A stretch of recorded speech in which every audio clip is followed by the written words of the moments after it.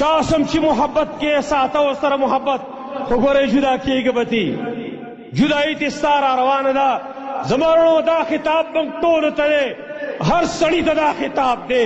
واحبب من شئت فإنک مفارقه محبت چې کې د چا سره هم کې کوې خو ګوره ستا جدایي ترې را روانه ده پلار د زوی نه جدا کېږي زوی د پلار نه جدا کېږي مور د بچي نه جدا کېږي بچي د مور نه جدا کېږي ښځه او خاوند وروڼه د خپل یو بل نه جدا کېږي او دو یاران او دوستان هم د یو بل نه جدا کېږي او څوک چې په غیر شرعي طریقې سره د پردو تورسرو سره عشق معاشقې کوي د هغې نه هم جدا کېږي واحبب من شئت فإنک مفارقه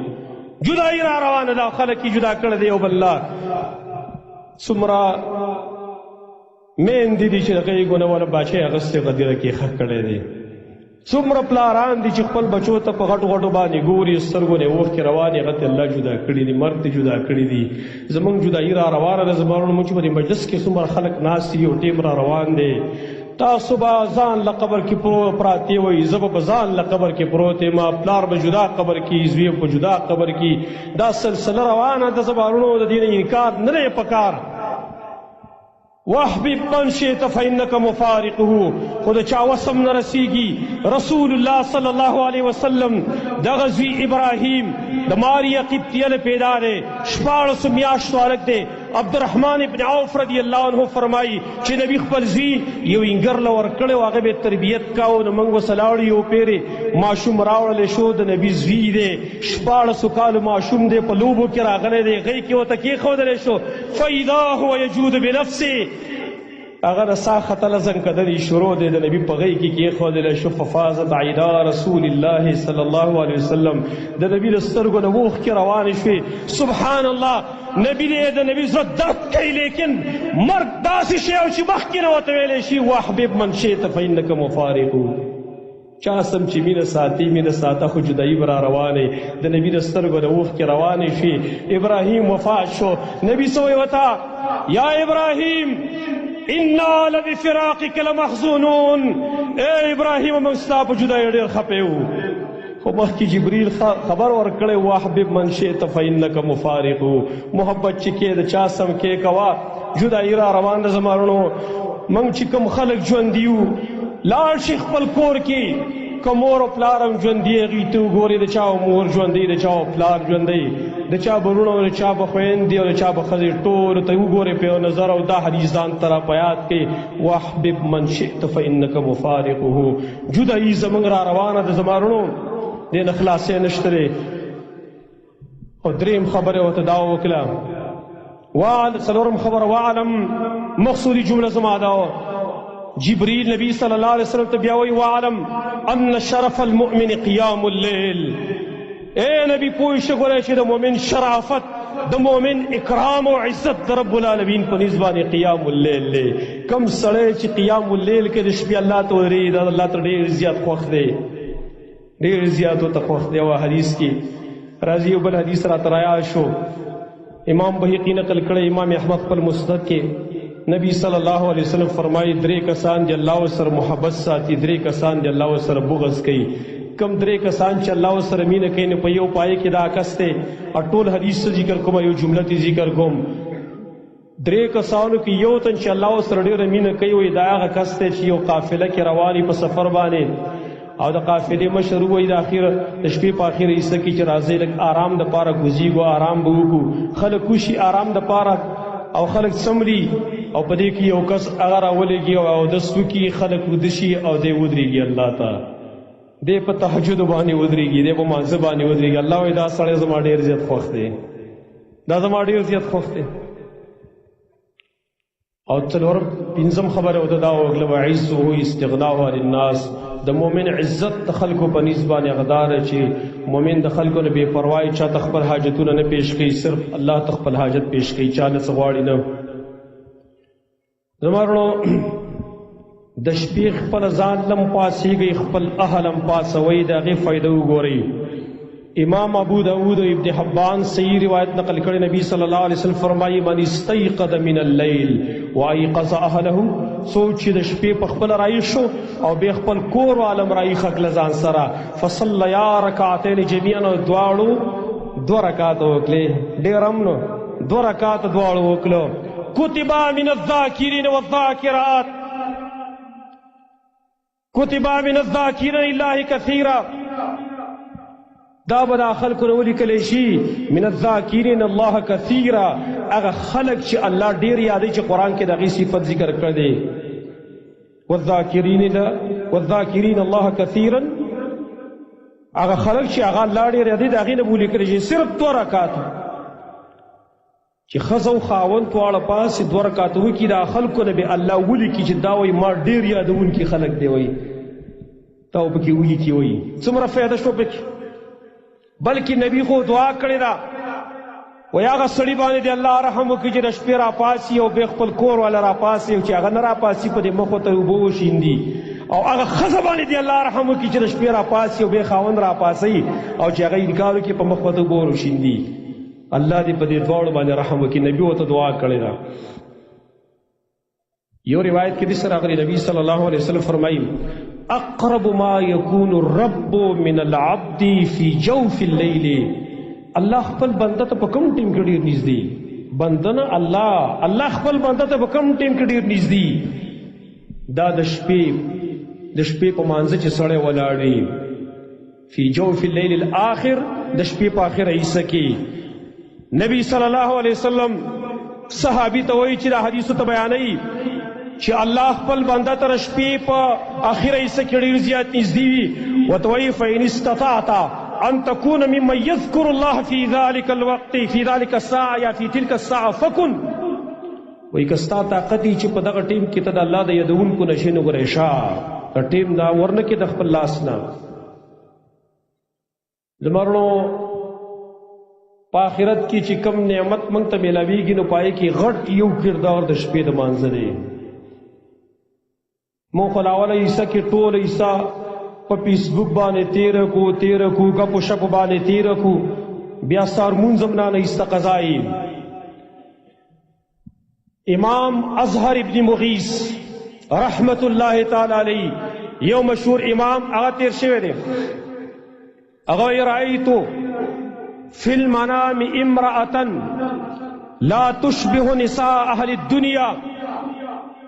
امام اظهر ابن مغیث فرمائی ما خوب ولیدوئی،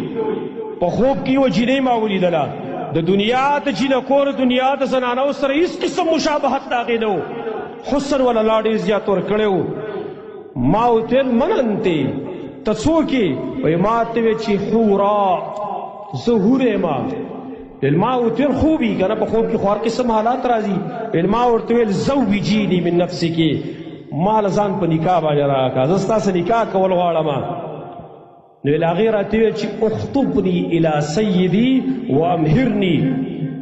ما د خپل مالک نه وغواړه، زما مالک ته ویو چې ما دله درکړي، خو وامهرني مهر به راکې. ویل ما ورته ویل وما مهرکې، ستا مهر څه شی دی چې دې تاله درکړم؟ ویل ما ته ویل چې طول التهجد، اوږد تهجد کول دي، د شپې تهجد کول زه برته میلاو شم. تهجد نه کې زه درته نه میلاویږم، د شپې پاڅېږه نو الله به دغه هورې نصیب کړي. ته نن د دنیا هغه زنانه چې کم کنجرې فاسقې دي، د زناګانو څه انتها نشته دی، ته ټوله شپه د هغې فلمونه ګورې، د هغې ګانې ګورې، د هغې تصویران په موبایل کې ځان سره ساتې، ځان دې تباه او برباد که او غرق دې که. او کوم عظیم نعمتونه چې الله تعالی ساتلي دي چې هغه نه زړېدو واله دي، نه ختمېدو واله دي، په دې خو پناه را روان ده. د نجلۍ د سبا له بوډۍ غاښونه به ختلي، خاوره به ملته وخوري، دې ته غرق کې لیونی کړی. او کوم چې هغه جینکۍ چې نه زړېدو واله دي، حسن نه ختمېږي، د هغې نه ته غافله کړی. ابو سلیمان الدارانی ځکه وایي، ابو سلیمان الدارانی وایي هغه هم د خپل خوب واقع ذکر کوي. ما خوب لیده وایي یوه زنانه ما ولیدله، یو محل بنګله د اوچاته بنګله د پای باندې یو جینۍ راښکاره شوې، دا یختې راخواره کړي او په دې سینه باندې یې راخواره کړي دي. ویل ما ته ویل چې ابو سلیمانه زما په حاصلولو کې ډېر کوشش وکړه، ګورې زما د حاصلولو لپاره ډېر محنت وکړه. د مالونو دا په خوبونو نه حاصلېږي، د شپې الله ته ودرېږئ. د شپې زمانو زمونږه حال خو داسې جوړ شوی، زه یېرېږم چې د دې حدیث مصداق موږ چېرته نه جوړ شوي. امام ابن حبان امام بحیقی بے اسناد صحیح روایت نقل کړی دی نبی صلی اللہ علیہ وسلم فرمائی اریو ملګری دا حدیث ځان سره نوٹ کړئ نبی صلی اللہ علیہ وسلم فرمائی ان اللہ یبغض کل جعفری جواد سخاب بالاسواق اللہ رب العالمین بغض کئی اللہ رب العالمین نخوخی ہر یو سنگ دل او متکبرہ کم چی سنگ دلی او کم متکبری سنگ دلی پا من کی وہ سوچبل طرف تا حالات روان دی بعض ٹیم کے سڑے حیران شی چی یا اللہ دا کم حالات تزپاتی شیما دا کم زمانے تزپاتی شیم کم جون تزپاتی شیما تس پرونی واقعات تا پرون چی پا میا کے لکی کم واقع را غلی دا دو زامنو خپل پلار وجلی دے او بے پا منزی دو زیکڑے دے او کنڈے تیور ارترے درین اشتباد رکھا رکی ٹھیک تا چی غلطی بے کڑی منگ تا پتا نشترے کار قسم غلطی کڑی دا اور دا سی قتل حق ستا نشترے دا سنگ سنگ دل خلق دے چاگا پلار چی دا دا پیدایش ارمان ایکاو اگا پلار چی دا دا پیزار او دا دا کپڑو دا پارا دا دا خوراک دا پارے سفری کولی اگا پلار چی دا خپل شپیش او گیری کڑی دا دا پارا اگا پلار چی دا جڑائی نشو برداشت کولے اگا پلار چی اگا با کور ترانو تو دا اول بے پا بچی بانے غکاو او غاڑا بے اولا ورکولا اگا پلار اندی حد تا ورسید چی تا اگا وجدو پا منزید وکوا دا قسم انسانان دی زخویم چی انسانیت ختم شو حیوانیت پاتی دے انسانان عقل ختم شوے دے او دا طول بیدنے وجدا نن خطا علماء بدنامول چی علماء سوکتا علماء دا کول چی ستا حقی خود بچی تا ستا دا خزی حقی بچی تا خود ضرور حقی بچی تا خود نن تا بیدین شوی او ستا بچیم بیدین دی زکا خطا نوشی دلتا کہ ستا بچی دین ذکروے مجال لو اگا خو بدا پلار پا خدمت کسان جنت کتلے اگا بدا مور پا خدمت کسان جنت کتلے دمر سنگ دیلی بے نکولے روز پر رچی گو رئی دسی و حالات یعنی سڑی زلخ لے لراشی اولا جو کس ماتی ویل یارا جی پلانی زکیویل رور دا خور سر زنا کردی دا یارا مال سسشی وکمات سکشا دست پانا سشل خون راجی خو زمان خو صرف دا خونه ده چې ویش لو دلته او خلک واوري او اوس یاره جي تیز بیان یې وکړو صرف دقونه خبره پاتې شوې ده خو خوا څه پاتې نه دي ما له خو څه چل نه خوله سپاره شوه یو غم نه چې سړی وجاړي داسې سنګ دیله سړی د الله ډېر بدي شي سختې بدي شي دا هم څه بچی و چې پلار ته په منځ دوسې کوه ستا لاس څه ورته ظالمه او داسې ډېر ظالمان شته ورې په دې معاشره کې اوس هم شته دی د مور او پلار قتل ته تږي ناست دي اوس یې نه برکېږي د ټوله بېدینۍ وجه ده بېدیني د په دې خلکو کې دینداري نشته دی ته خو نن دې ته تکړه صرف چې په علما باندې اعتراض کرتے وکړه یاره چې لوډ سپیکر نه موږ ته تکلیف دی دا لوډ سپیکر بند کوي موږ ته تکلیف دی موږ ډسټرب کېږو موږ تنګېږو سیوا درس موږ مطالعه خرابوي او فلان کې او ډین کوي ته خو دغه ته تکړه کرتے صرف ته خو دې ته تکړه دی چې راشه قرآن کې وایي چې د مور څه حق دی د پلار څه حق دی د مور او د پلار په خدمت کې خو جنت حاصلولی ځان له الباب اوسط الباب اوسط ابواب الجنه پلار خود د جنت درمیانه دروازه ده منځنۍ دروازه ده فإن شئت فحافظ علیه وإن شئت فصیحها خواخه دې شي ضایع کړو خواخه دې شي حفاظت یې کړو الغرض حدیث بھی ذکر کہو ان اللہ یبغض کل جعذری اللہ ہر سخت سڑے متکبر جعذری میں لکھی ہر سخت سڑے متکبر سڑے جواد او اغا سڑے چی اغا مال جمع کئی او بیا چالاڑو لور کئی نسری ودا دا دو کسان دا اللہ دیر بدیش دریم سخابین بلا سواق واقعی و بازارون کی چغی وی بلکار نشترے بازارون کی شور شغبی شورو کڑے سوداگان خرڅي نه مونږ کوي نه روزه نیسي چرته نه چرته صدقه کوي ټول هم دغه چغې او سورې سخابي بالاسواق بازارونو کې صرف چغې وهه کرتے مقصودی جملې هم پکې دا جیفة باللیل حمار بالنهار چې د شپې د مردارې په شان ته پروت وي او د ورځې خر یې وایي جیفة باللیل، جیفه مردارو ته ویل کېږي، جیفة باللیل چې د شپې د مردارې په شان ته پروت دی، یعنې د شپې چېرته